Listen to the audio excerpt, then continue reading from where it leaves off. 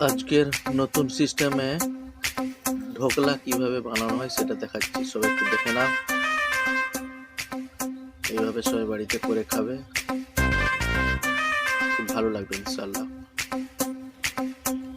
নতুন সিস্টেমে ঢোকলা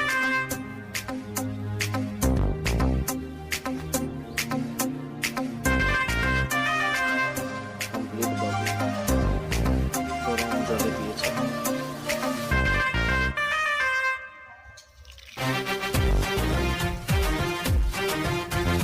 দিচ্ছে সবাই একটু ফলো করে নাও।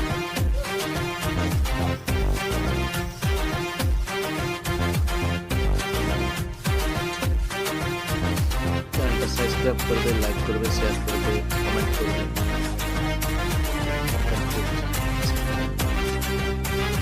এইভাবে বাড়িতে বানিয়ে খাবে।